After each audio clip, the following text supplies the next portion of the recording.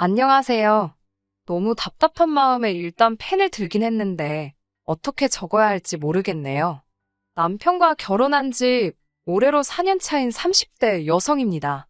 남편과는 20대 초반에 만나 연애만 10년 가까이 했으니 같이 지낸 횟수로 따지면 벌써 14년이네요. 연애를 10년씩이나 했던 건 남편이나 저나 사는 게 녹록지 못했기 때문입니다. 제 이야기를 먼저 해보자면 저를 세상에 존재하게 해주신 아버지께서는 제가 어렸을 때 병으로 돌아가셨어요.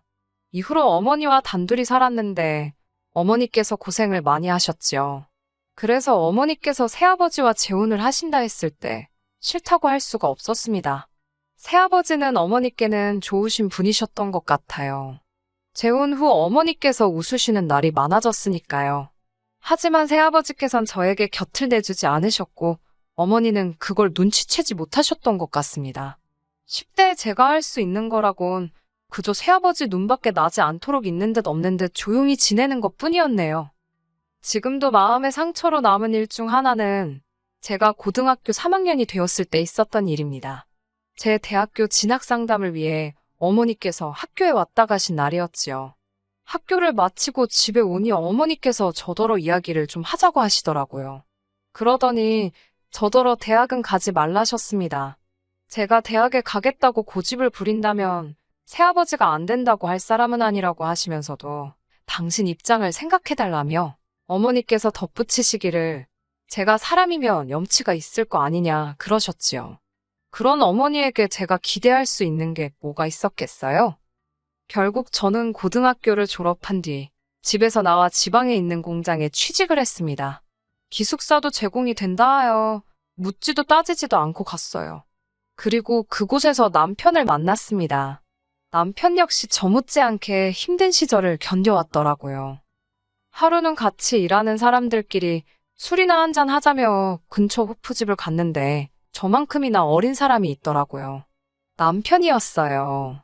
남편이 저더러 먼저 어디서 왔냐, 일하는 건 어떠냐며 질문을 쏟아내더라고요. 그러더니 저는 묻지도 않았는데 자기 얘기를 해대기 시작했습니다. 이 사람도 어지간히 말할 상대가 그리웠나 보다 싶어서 그 심정을 모르는 바도 아니었으니 들어줬는데 참 불쌍하더라고요. 이제 저도 겪어봐서 알지만 저희 아버님은 돈 버는 데는 관심이 전혀 없으십니다. 평생을 그렇게 되는 대로 벌어서 되는 대로 쓰시며 사셨다고요. 그렇다 보니 어머님께선 아버님이 아닌 아들에게 크게 의지를 하셨던 모양이에요. 남편이 대학 합격 소식을 전한 날도 축하한단 말은커녕 너가 서울 가고 나면 나는 여기서 네 동생하고 어떻게 사냐 그러시더랍니다. 그리고는 어찌나 서럽게 우시던지 차마 학교 간다 소리를 두 번은 입에 담을 수 없었다고요. 그러다 이 공장에 오게 되었다며 그래도 여기가 서울보다는 자기 고향에서 가깝기도 하고 어쨌든 돈을 쓰는 데가 아니라 버는 데라 그런지 어머님께서 별소리 안 하고 보내주셨다고 웃으며 이야기를 하는데 그 속이 말이 아니겠다 싶대요.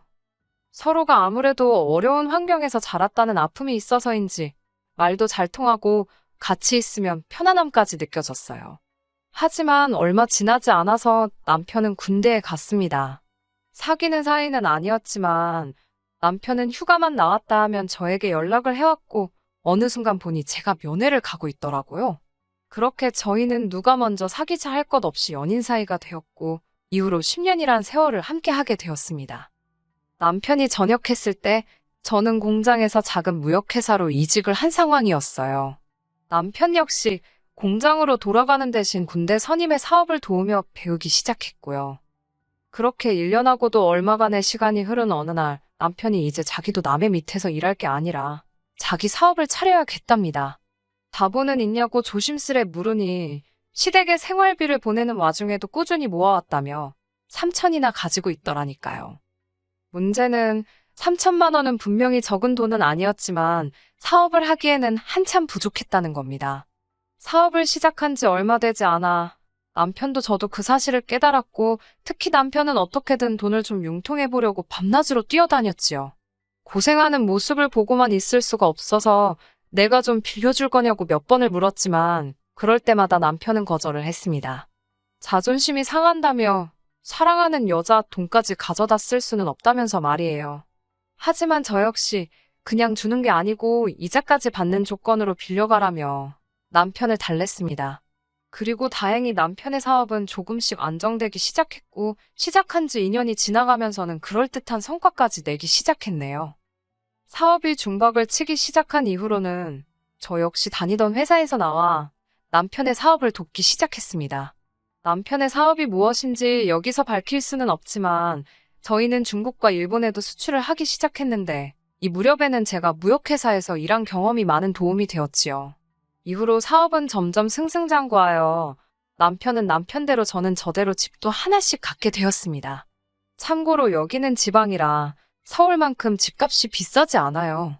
아무튼 소위 집주인이 되고 나니까 남편도 저도 비로소 숨통이 트이는 것 같았습니다. 그리고는 본격적으로 결혼 준비를 시작했네요. 하지만 저는 예상치 못한 일을 겪게 되었습니다. 사실 사귀는 동안 남편이 내켜하질 않아서 어머님 아버님을 한 번도 뵌 적이 없어요. 그렇기에 결혼 준비를 시작하면서야 처음으로 인사를 드리러 가게 되었는데 시부모님 중 특히 어머님께서 노골적으로 못마땅한 기색을 내비치셨습니다. 이제 당신 아들이 돈 좀 벌어다 주는데 그걸 제가 채간다는 식으로 말이지요. 게다가 며칠 뒤 어머님께서 남편에게 보냈던 문자들을 보고는 저는 정말이지 할 말을 잃고 말았습니다.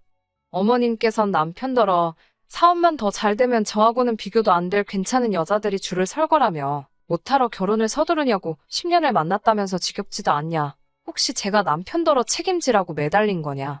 심지어 저희 둘이 10년을 사귀었는데 애도 안 생긴 거 보면 저한테 문제가 있을지도 모른다는 그야말로 막말을 한 보따리 적어보내셨더라고요. 솔직히 그 문자들을 읽는데 손발이 다 벌벌 떨렸습니다. 심장이 당장이라도 터질 것 같이 빠르게 뛰었고 어이가 없다는 게 이런 거구나. 그럼에도 불구하고 남편을 추궁하지 않았던 이유는 딱 하나. 그 문자마다 남편이 어머님께 이딴 말씀하실 거면 서로 연락하지 말고 지내자며 쏘아붙였더라고요. 어머님께서 함부로 뭐라고 하실 여자가 아니라고요. 만약에 남편이 조금이라도 어머님의 말씀에 수긍하는 것 같았다면 10년 세월이 아까웠을지언정 결혼은 하지 않았을 겁니다. 아무튼 그때 저는 어찌됐건 제가 어머님 아버님을 모시고 살 것도 아닌데 남편 하나만 제대로 제 편이면 된다고 믿었습니다.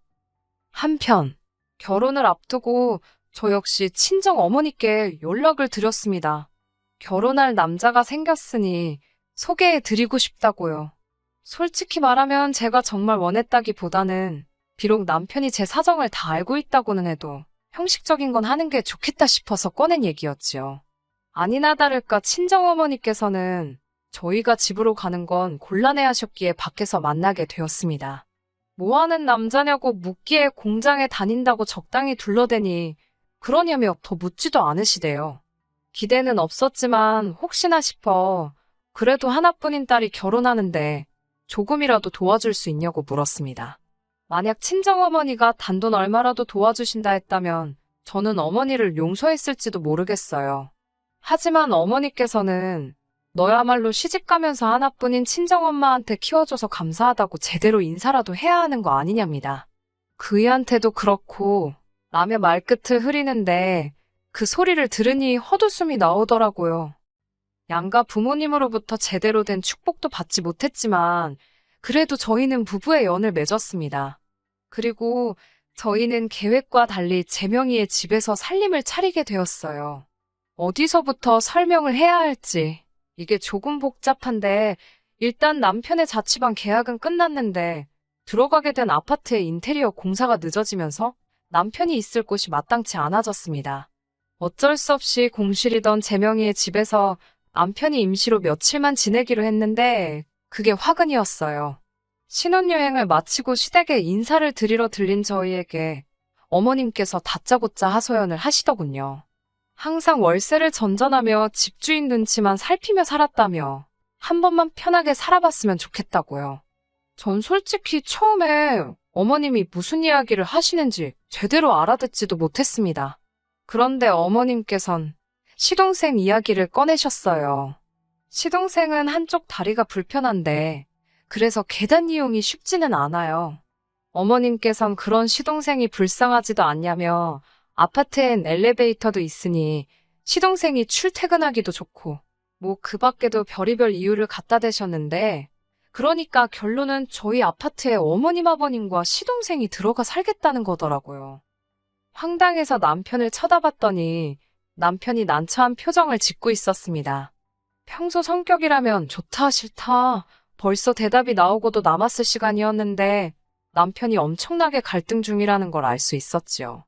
사실 남편도 처음 집 계약을 했을 때 평생 집주인 눈치 안 보고 사는 게 꿈이었다며 엄청나게 기뻐했었거든요.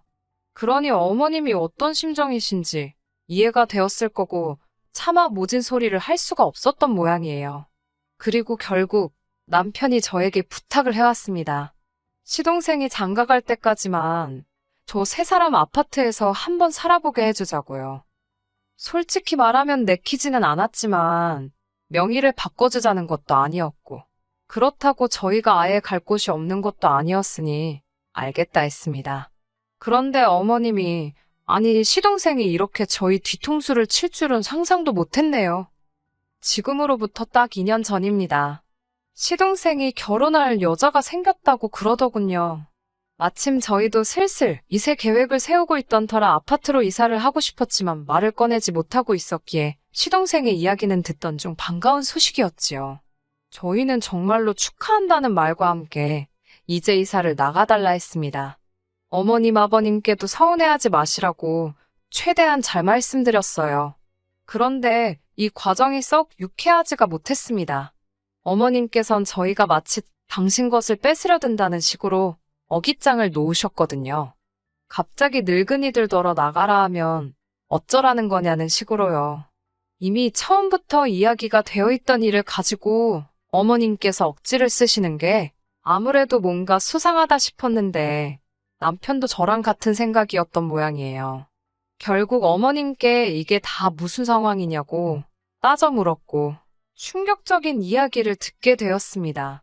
시동생 결혼 자금으로 돈을 모으고 계시다 했는데 그 돈을 아버님과 함께 경마장에 다니시며 온데간데 없이 다 써버리셨답니다. 말씀으로는 한몫 단단히 챙겨서 저희도 주려고 하셨다는데 그 속마음을 누가 알 것이며 시동생은 시동생대로 자기가 몸도 불편한데 땡전 한 푼도 없는 걸 알면 누가 자기한테 시집을 오겠냐고 제발 이 집에서 살게 해달라고 저희한테 매달리더군요. 전세 보증금이라도 얼마 모으면 나가겠다고요. 어쩔 도리가 없었지요. 저도 저 나름대로 임신한다고 바로 큰 집이 필요한 것도 아니니까 라고 스스로를 달랬습니다. 그리고 얼마 지나지 않아 시동생은 결혼을 했습니다. 동서는 제가 많이 겪어보질 않아서 어떤 사람이라고 말하기는 어렵습니다만 자기 할 말은 똑부러지게 하는 스타일 같더라고요. 아무튼 제 남편의 집에서 시부모님과 시동생 내외가 함께 살게 되었는데 솔직히 제 입장에서는 기분이 썩 좋지는 않았지요. 저희가 신혼살림을 차리려고 인테리어까지 싹 다 해놨던 집인데 하루도 못 살아봤으니 아쉽기도 했고 아무튼 동서로부터 이따금씩 전화가 왔는데 내용의 대부분은 시부모님과 함께 사는 게 힘들다는 거였습니다. 두 분 성격이야. 특히나 어머님의 성격이야. 저도 어느 정도 겪은 바가 있으니 동서가 속상해하는 게 남의 일만 같지는 않더라고요. 그럴 때마다 같은 며느리의 입장이자 언니의 마음으로 많이는 아니어도 얼마씩 보내줬습니다. 나가서 기분이라도 좀 풀라고요. 그리고 지난달 다시 한번 동서에게 전화가 왔습니다. 이번에도 비슷한 이야기겠거니 하고 받았는데 전에 없이 목소리에 날이 서 있더라고요. 무슨 일이냐고 물으니 이유는 알 것 없다며 저나 자기나 똑같은 며느리인데 왜 자기만 이렇게 시부모님을 모시고 살아야 되냐며 따지고 들더라고요. 하물며 자기는 맏며느리도 아닌데 왜 자기가 맏며느리 노릇을 하고 있는 거냐고요. 황당하고 어이가 없어서 제가 동서에게 내가 한 달에 어머님께 생활비 100만 원씩 드리고 있는데 동서가 무슨 맞이 노릇을 하냐고 물었습니다.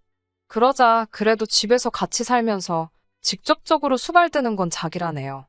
저는 돈만 보내는 거 아니냐며 그건 성의가 하나도 없다고 이제 저더러 시부모님을 모시고 가라 했습니다. 자기도 좀 신혼집에서 신혼답게 살아봐야겠다나요. 뭔가 쎄한 느낌이 들더군요.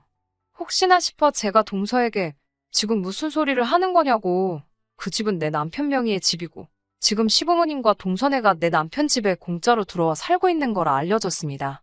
그러자 동서가 그게 다 무슨 소리냐며 시동생이 지금 사는 아파트가 시동생 거라고 했다네요. 그래서 자기가 혼수도 다 해오고 예단으로 어머님께 3천이나 드렸다면서 제가 뭔가 잘못 알고 있는 거랍니다. 어이가 없었지만 혹시나 싶어서 남편에게 전화를 걸었어요. 남편에게 혹시 나랑 상의 없이 아파트 명의를 시동생한테 돌렸냐니까 오히려 저더러 미쳤냐고 묻더라고요. 저는 남편에게 방금 동서가 했던 이야기를 그대로 전했습니다. 그러자 남편이 혼잣말처럼 쌍욕을 내뱉더니 지금 시댁으로 오라더군요. 자기도 그쪽으로 간다면서요. 그렇게 시댁에 도착하니 그 집도 이미 난리가 났더라고요. 벌써 동서가 시동생에게 따지고 들었던 거겠지요. 시동생은 저희를 보자마자 무슨 말 같지도 않은 소리를 하면서 특히 저한테 왜 없는 소리를 하냐고 따지고 들더라고요. 아만 눈치껏 자기 말에 일단 호응해달라는 것 같았는데 이러다간 눈 뜨고 코 베이듯 집을 뺏기는 거 아닌가 싶어서 차마 그 장단을 맞춰줄 수가 없었습니다.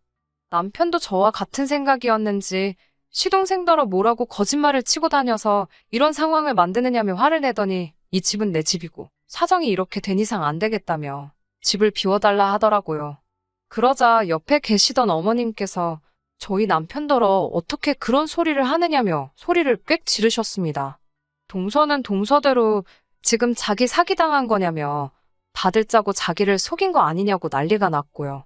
순식간에 집안에서 서로 고성이 오갔고 개판도 그런 개판이 없었네요. 이튿날 어머님께서 저희 집에 찾아오셨습니다. 연락도 없이 오전 10시가 되어서야 오셨는데 아마 남편이 없을 만한 시간대를 골라오신 것 같았어요. 어머님께선 제 손을 부여잡으시곤 이대로 네 시동생 이혼시킬 판이냐며 너희는 먹고 살만하지 않냐고 어차피 집도 두 채인데 이참에 안 하는 시동생을 줄하셨습니다. 그 오랜 세월 저희가 얼마나 고생해서 여기까지 왔는데 어떻게 그런 소리를 하시냐고 안 된다 하니까 그럼 너네가 고생했으니까 시동생도 고생을 시켜야 속이 시원하겠냐며 오히려 저를 무슨 고약한 사람처럼 몰아가시더군요. 도저히 말이 통하지 않아 남편이 있을 때 다시 오시라 했습니다. 그런데 그때 남편이 이게 다 무슨 말도 안 되는 소리냐며 부엌으로 들어왔어요. 알고 보니 핸드폰을 두고 출근해 가지러 집에 왔는데 현관문도 열려있고 어머님 목소리도 들려서 기척을 안 하고 있었다고요. 남편은 더할 이야기 없다며 어머님더러 일주일 안에 집을 구해 나가시라 했습니다. 아니면 시동생 내외라도 내보내시라고 안 그러면 그 집 팔아버리겠다고 엄포를 놓더라고요. 어머님께서는 그런 남편에게 네 마음대로 하라며 부모 동생도 못 알아보는 버러지 같은 놈이라고 욕을 퍼부으시곤 집을 나가셨습니다. 그리고 정말 일주일이 지났는데 시동생에게서 연락이 왔습니다. 문자 내용은 가관이었어요. 그까짓 집 한 채 내줬다고 자식 돌이 당한 게 아니라는 둥, 부모님 곁에서 있었던 건 형이 아니라 나라는 둥, 자기가 부모님을 잘 모셨으니 형하고 형수도 사업에만 집중할 수 있었던 거 아니냐며 이 집은 응당 시부모님과 자기가 받아야 할 몫이라대요. 그 문자를 받고 열받은 남편이 그 아파트를 정말로 부동산에 내놨습니다.